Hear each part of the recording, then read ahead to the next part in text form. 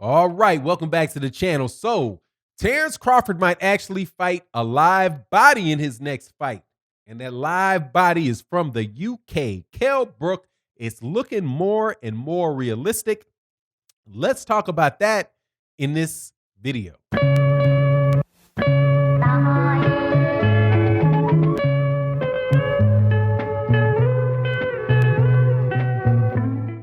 All right, welcome back to the channel. There are a lot of mysteries in the world. You know what I mean? Who built the pyramids? Who built Stonehenge? Were the Egyptians black? when will Terence Crawford fight somebody significant at welterweight? All of these questions are what people argue about and want to know. Hopefully, we found the answer to the last. I know the answer to the third from the last.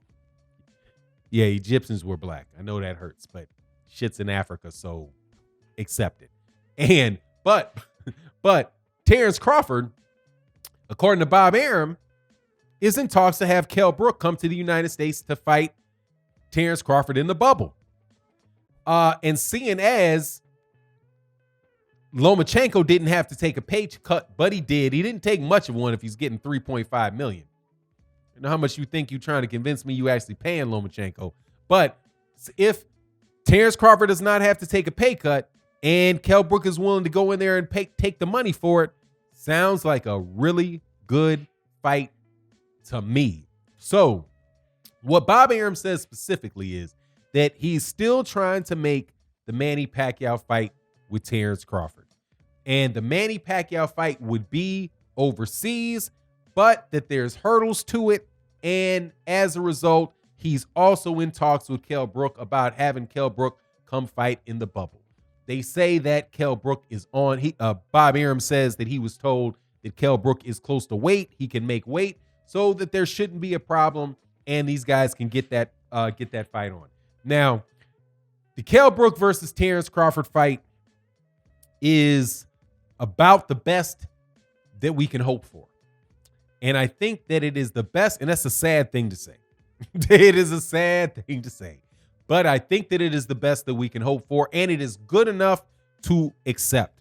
And I'm going to say this because I know people believe that once Kell Brook is announced, or whoever it is that Terence Crawford fights next is announced, that people are just going to jump out there who are Terence Crawford haters and criticize him for any opponent that he has, right?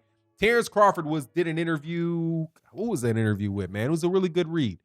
I think he was interviewed by The Athletic, man. Athletic is actually pretty good with their boxing articles, man. Very good. It costs $10 a month. I think I paid $10 a month for The Athletic, but I think it's worth it, man. It's worth it. So anyway, he said in that hit and going through it that, people aren't giving him credit for the people that he beat, and this guy's undefeated, that guy's undefeated, and just because you don't know the guy or haven't heard the guy, that doesn't mean that the guy can't fight, right? And my response to Terence Crawford on that is, you're absolutely right. Just because I don't know him doesn't mean that he can't fight. It just means that I don't know he can fight. You know what I'm saying? Like, it just means I don't know he can fight, which means you're fighting somebody that I don't know can fight. That's the whole thing. Fight somebody that people think can beat you. You know what I mean? Fight somebody that people think, because they've looked at the guy before, they've seen what he's done in the past, believe can actually create some amount of tension in the boxing ring, right? In the fight. If the fight has no tension in it, it's not fun to watch, right? As much as I do not like Tyson Fury, and I think Tyson Fury I know Tyson Fury is a cheater. Can't stand the dude. Deontay Wilder and Tyson Fury is going to make me nervous, right? It's like, I talk to people all the time about that, man. Like, I know I'm watching a good fight when I get the bubble guts. Like, whenever there's a big fight, it's like my stomach don't sit right. The day before the fight, I'm like, oh man, this is the fight day. Oh, geez. Terence Crawford, Errol Spence Jr. is fighting Sean Porter. Everybody thinks Sean Porter, Errol Spence is going to run through Sean Porter. I don't think Errol Spence is going to run through Sean Porter, because nobody runs through Sean Porter. Plus, anything can happen. man, let me get to the end of this fight. Hope Errol Spence Jr. wins, right? That's the kind of tension that you feel. Or, Deontay Wilder's going to be fighting Errol Spence Jr., fighting Tyson Fury on whatever it is, right? And I'm saying to myself, man, I know Tyson Fury cheated. I see the knuckles in the glove, right? I see the knuckles in the glove. I am thoroughly convinced in the first fight he played with that glove. I know, because I can see his glove fly back and the edge right here pop up where a little gap shows up, which means that ain't his wrist. That's the glove moving back because the glove is getting pulled up, right? So all of that, I think the dude cheated. I think Deontay Wilder can knock him out. However, I still get the bubble guts because I know that Tyson Fury is a very good fighter and I know the fight can go a way that I don't want it to go. So I'm sitting on the edge of my seat every second. I'm nervous the whole day.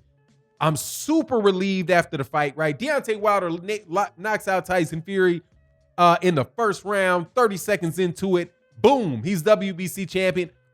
Relief. All of those tensions that you feel that I'm describing, and you feel that same way, I'm sure, about other fighters. Some people can feel that about, Anthony Joshua versus Pulev, right? There could be some tension there, right? Not much there, but you get my point. So if you don't give me any of that, why am I interested in watching you fight, right? Consistently. So go through the fights that Terence Crawford has had and tell me, which fights did you feel any of that tension? What fights made you feel nervous before the fight started, like during the lead into the fight? Which fights made you feel nervous before the fight started? What rounds where he was fighting did you feel any anxiety or tension, right, at all, where you thought, oh, maybe this dude's at risk of losing, right? And what type of satisfaction do you get when the fight is over? Like, oh, my fighter just accomplished something. Yeah, to all y'all haters. Now I can go to Twitter and I can talk crap to all the haters, right? The stuff that we love to do. Watch the fight, a lot of tension. Your guy wins, you go talk a lot of smack, right? Like what you did for Mikey Garcia, or what we did with Mikey Garcia versus Adrian Bronner, or what we do with Errol Spence, Sean Porter, or what we're going to do with Jermell Charlo and Jamal Charlo, right? But with Terence Crawford, none of that. You know what I mean? None of that with Igis Kalvinakis. None of that with Amir Khan. None of that with Jose Benavidez. None of that with Jeff Horn. A little bit with Jeff Horn because he was moving up in weight. None of that with Julius Ndungo. However, there would be some of that with Danny Garcia. There would be some of that with Keith Thurman. There would be some of that with Errol Spence Jr. There would be some of that with Yordenis Ugas. There may be some of that with Kell Brook, right? Some of it may be with Kell Brook. But I will take that over somebody that might be a good fighter, right? Say, for example, even Regis Prograis, because Regis Prograis, I know him. I know who he is. I know what he's capable of. That could be a real fight. I expect Terence Crawford to beat him, but there's going to be some anxiety in that, right? Now, does Kell Brook give that? Close enough for me. Close enough for me. Better than like Alexander Putin, who, by the way, is back fighting. Alexander Putin tested positive for performance-enhancing drugs, got stripped of his title, and is now in negotiations to come back already. This PED testing in boxing is just silly, but take Carlos Adames or take Alexander Putin, because those are the two guys, right, that were close to the welterweight division that you'd be interested in the fight. Terence Crawford is also talking about in the article that I read about Teixeira and moving up to 154 pounds to fight Teixeira. What's the difference? If you're going to fight Teixeira, you might as well stay at 147 pounds, okay? Because the WBO belt at 154 pounds is just a trash trinket that gets passed around from one top-ranked fighter to another from one to a golden boy fighter to a top-ranked fighter to a golden boy fighter, and never them and the PBC shall ever meet. So anyway, I'll take the Kell Brook fight because it's better than the Teixeira fight, because if he goes to the Teixeira fight, now he's at 154 pounds, and you're not getting any fights at 154 pounds. You know it. He's not fighting Jermell Charlo. He's not fighting Jason Rosario. He's not fighting those guys because, number one, they might very well beat him, and Bob Arum knows it. They're too big for him, and there's no. It's just ridiculous, man. So please, I absolutely refuse to go too hard. On Terence Crawford taking the Kell Brook fight, because I think it keeps him in the right weight class for the real fight that he does have an opportunity to get, and I do believe is gonna happen because of Errol Spence Jr. If Errol Spence Jr. gets past Danny Garcia, which is not guaranteed that he's gonna get past him, because Danny Garcia has a style that could work well with Errol Spence Jr.'s style if Danny Garcia gets lucky, or if he gets lucky, or if Errol Spence Jr. isn't all the way back up to 100% capacity. But if Errol Spence Jr. gets past Danny Garcia, Errol Spence Jr. is going to fight Terence Crawford. Will fight Terence Crawford. Some of the other guys over there at PBC, like Sean Porter, I don't know, But anyway, I would say support the Kell Brook fight. I'll watch the Kell Brook fight. It would be the best fight so far the Top Rank has put up. It would be great if they could do this fight the same night as Teofimo Lopez and Vasily Lomachenko fight, or roughly around there. And those would be two good shots. It would be pretty much the only two very good fights that ESPN and Top Rank have put on. So I support the card.